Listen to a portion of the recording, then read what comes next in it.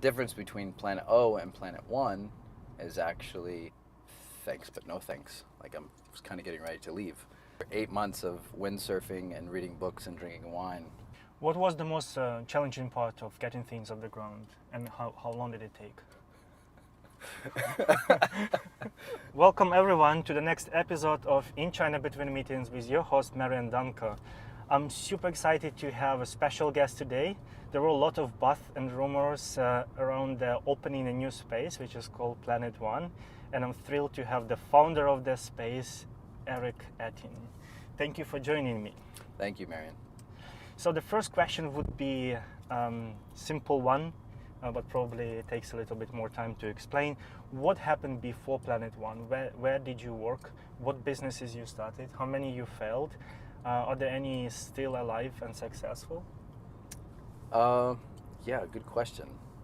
So, let me think. Since the beginning, I've been an entrepreneur since I was like 15. So, how many have I actually started? Somewhere in the neighborhood of 8, 9, 10. Mm-hmm. And at least half of those in China. So, are there still ones around? Yes. There's still 2 of them around, actually. The last 2 entertainment businesses that I started, there's still some remnants of that. One was with it was AB InBev's subsidiary, like largest alcohol producer in the world, beer producer. Before they came to China, there was a Chinese subsidiary that had the rights to their whole portfolio, and I helped them set up the first B2C in China, and that was called De Refter, a Belgian beer bar. And so there's still one of those left in Beijing, which was sort of part of that whole idea. And also a previous entertainment company that I co-founded, that's also still around, which built that over several years and across 5 cities in China. So now let's dive into the Planet One or Planet O. What was the inspiration behind opening the company? Okay, so this is a fun one.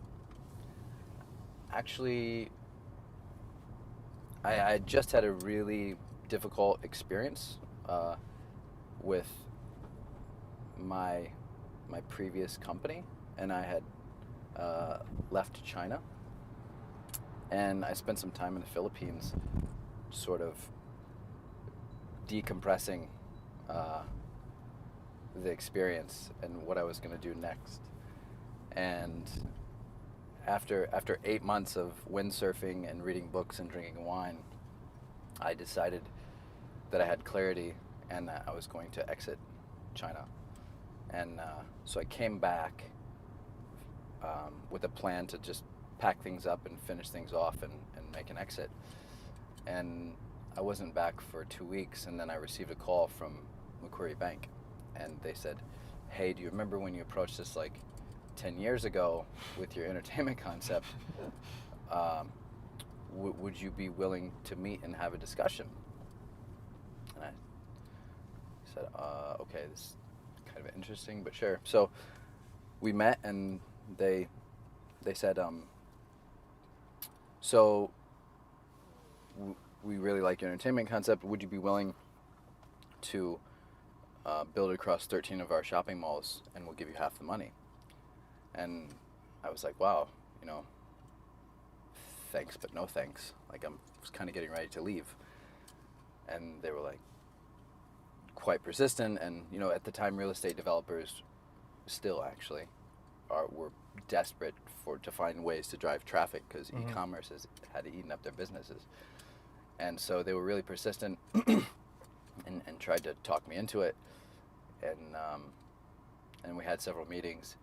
And finally, at the end, they were like, "Okay, so we understand you won't build your old, company concept with us. Is there anything else that you've been working on that you'd be interested to do?" And that kind of opened the gate for the beginning of Planet O. I said, Well, actually, yes, there is a little something I've kind of been thinking about, and that was what lit the fuse, which ultimately, several steps later, uh, grew into the blossoming of Planet O. Who came up with the name? And what is the difference? Lots of people asking, is it Planet O or Planet One? Planet One, yeah.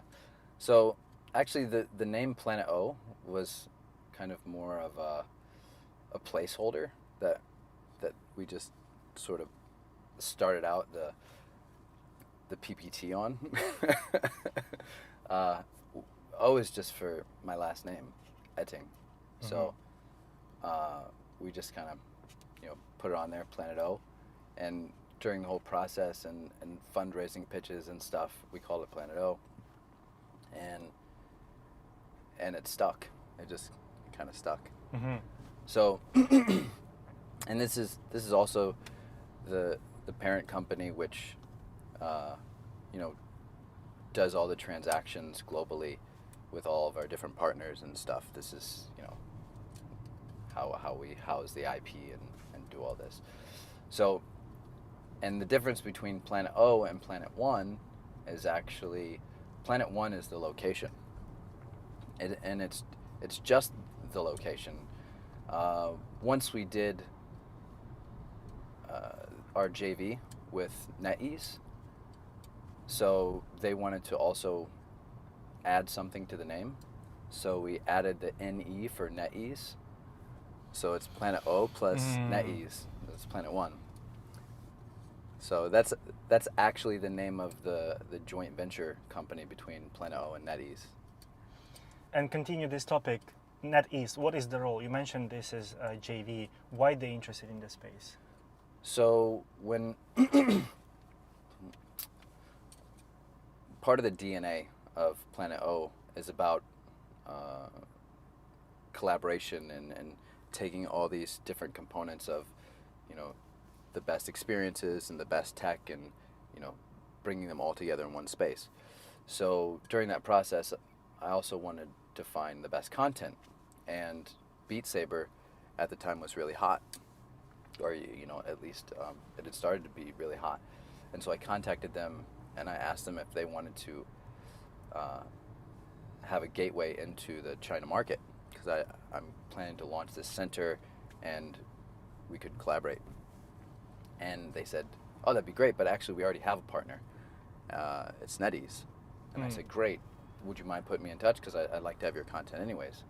So got in touch with NetEase about Beat Saber content, and then they found out what we were doing, and they thought it was really interesting because they wanted a way to showcase their product to Chinese consumers as well, because their business is IP and content only. They don't really know about offline. So they wanted to find a way that they could give a premium experience to consumers, and somebody that knew how to do location-based operations. So that's kind of the core of the cooperation. And then of course, the cooperation for us is they have tons of content that we can, use from their portfolio. We're also the launch pad for all their new games and stuff coming out, and they have massive media all across China as well. So, this is all sort of part of the collaboration. What was the most challenging part of getting things off the ground, and how long did it take?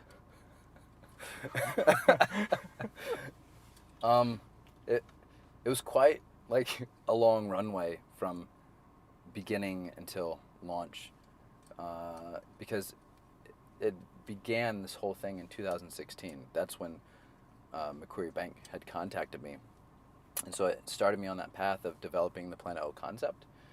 But as I said before, Macquarie offered half the funding, so I still need to come up with the other half, which drove me to even set up another company in between to try to help raise those funds, which ultimately was the connection between where we wound up finding our funding, which was through property developers, And so the company that I set up in between was the China arm of Rock Art Asia, which is a themed entertainment development company that's doing the design and everything. And we showcased the Planet O concept as this managed sort of franchise, if you will, that developers could purchase and then put it into their mall, or we could do a custom thing for them through Rock Art. And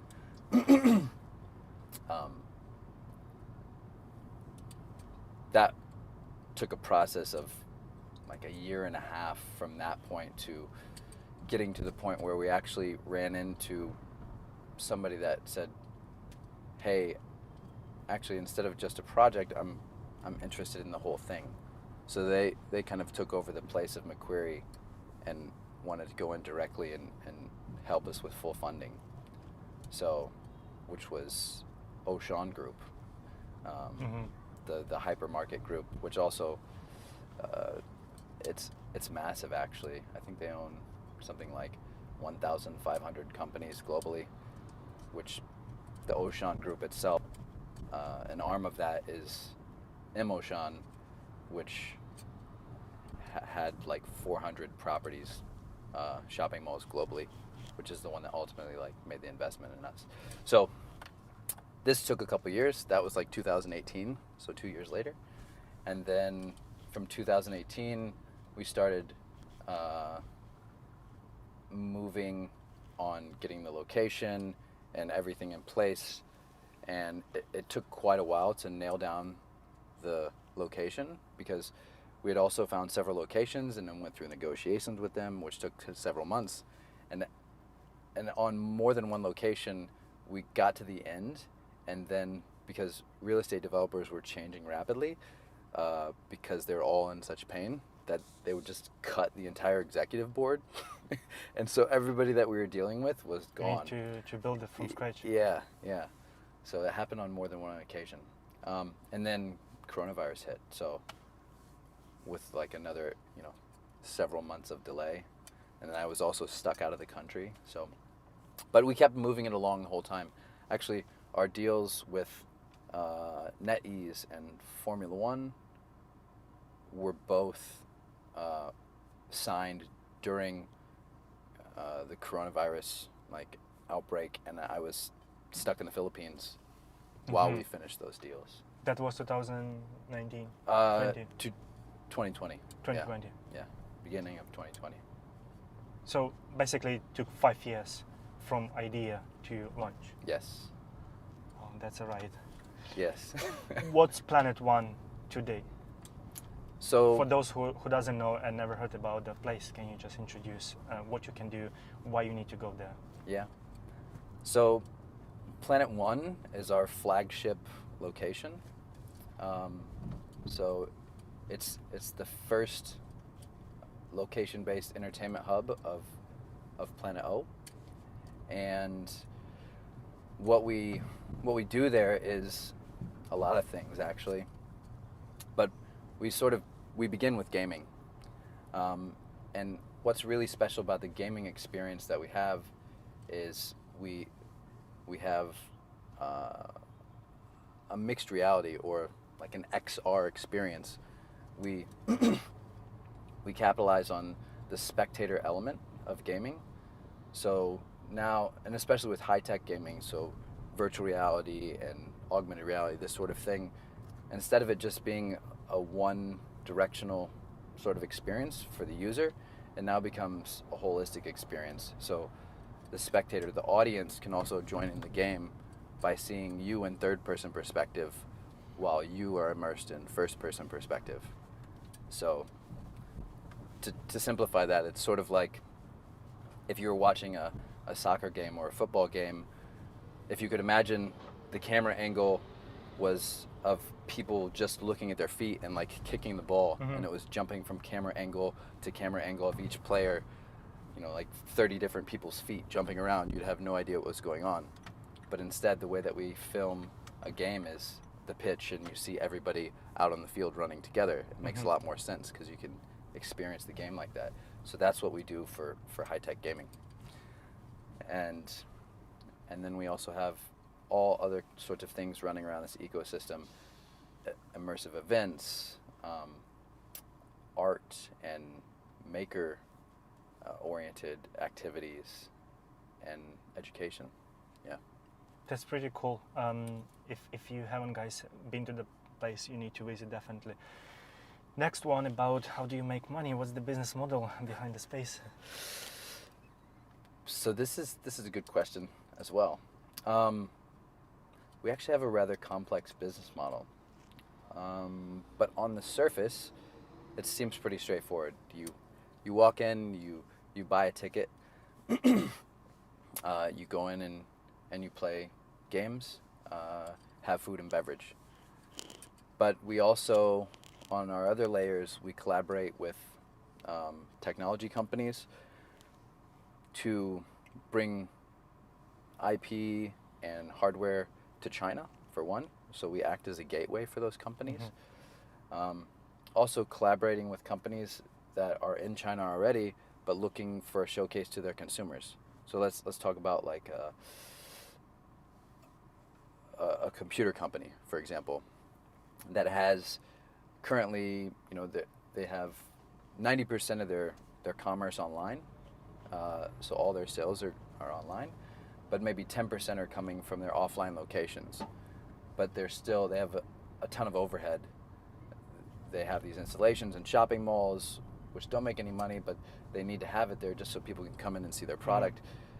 They have to pay for the management, they have to pay for the salespeople and the rent and everything. But in the end, people come in, they get to experience the equipment, but that experience is ruined by a high-pressure salesperson that's like, hey, hurry up and buy this. And so they wind up ruining the experience. So we collaborate with companies like that to showcase their experience without a high-pressure, sales. So people just get to experience something that's awesome. If they like it, when they go home, they can also buy it. And even through us, we are the distributor for some of that tech as well. You have Formula One simulators, you have drone simulators. Those things just for fun, or companies also can use it for launching projects or showcasing some stuff? Well, I think you mentioned as well that people actually can hire top talents over there. That's right. So a couple things going on with those types of experiences. One is we are the distributor for some of the hardware as well. Two, the pros will actually come into the space from time to time and do races there, which will also televise and broadcast out. And then thirdly, if you have interest in these type of games and you go there and you play it, we also, part of Planet O's software is capturing your performance and giving that back to the users. But we're also, taking your experience points, if you will, and those companies that we collaborate with can see who's the best in the league. And if you're good enough, you can actually earn a spot into the pros. And that's one of the reasons why those companies collaborate with us too, because they're trying to find those grassroots heroes that are, really great, because especially in eSports, those professionals can come from anywhere. So we're a gateway for that as well. That's super exciting. And one thing about so far it looks like it's a new concept, and not many companies are doing this, and this is one of the first probably locations in China. Yes. So when definitely it's attracting lots of attention and engagement, and I believe that bigger companies will look into it as well, and then the competition will come, and then probably that's the future of space. We have more companies or spaces like this. So how to stay relevant, how to stay competitive, and how do you see this industry from 5-10 years from now? Okay. Number one, yes, I definitely see this as the future of space, especially in new retail. I think what we're doing is crafting that next generation. And especially in China, copies come really quick. You got to move fast. Actually, part of the DNA of Planet O is ready for this. This is exactly what we hope to happen. We can't wait for people to copy us. And in fact, we are in that value chain to supply people that want to copy us. So, which is where we are exclusive distributors for a lot of the tech and a lot of the experience that we showcase. So when somebody's ready to copy us, they can just buy it from us or one of our distributors. So as those places of competition roll out, ultimately their products will be flowing through us as well. What about the future expansion? Are you planning to open Planet 2, Planet 3, Planet 4? At this point, the name will still be either just Planet 1, if we're in collaboration with NetEase for all those locations, or Planet O. We won't actually name it 1, 2, 3, 4, but yes, we plan to open a lot more. We also plan to connect those centers together digitally so that people can compete no matter where they are. And also, we've got some other really cool stuff in the pipeline. Imagine that you're playing online on a game or on your mobile playing a game and having, some kind of cool experience, but you get to go to a special world where you can have a different kind of gameplay, or you can redeem points that you've received, and you get to come into a location and actually experience that in a new type of world. Wow. So we definitely have some rollout plans in the pipeline, and I think that Planet O is very clearly, it's a platform. That's the type of business that we are. We're a physical platform. I see it as, there's mobile gaming, there's PC gaming, there's console gaming, and then there's a physical location-based gaming, which rolls into the next question: what do I see the future as? I see in the future, I believe that tech companies, if I was a large tech company that I've been amassing huge amounts of money through all the things that we're doing online and virtual product, that on the opposite side of things, real estate developers have been suffering really badly and don't have any content at all to drive people. I, as a tech company, would be looking at how do I drive my digital content into the physical, so that both I can have lasting wealth and building whatever empire that they're building, but also because the price that real estate's cheaper, and it just makes sense. I mean, Netflix already started it in 2019. At the end of 2019, they opened their first physical location, their own theater in New York. So now Netflix is not only the studio and the online streaming that's making all their own content, but now they're driving it directly to the physical as well. I think that this is the wave of the future. That's probably 5 years down the road or so. Thank you so much. We wish best of luck to your entrepreneurial journey, and wish great success with Planet One and with the future expansion. And everyone who hasn't checked it yet, please do check it out. It's an amazing place. They have KTV, they have Formula One, they have drones, laser tags coming up soon. You have bar with the robot arm. It's an amazing place. And that was the episode with Eric Oetting, founder and CEO of Planet O, in China Between Meetings. Please subscribe, follow, comment, likes.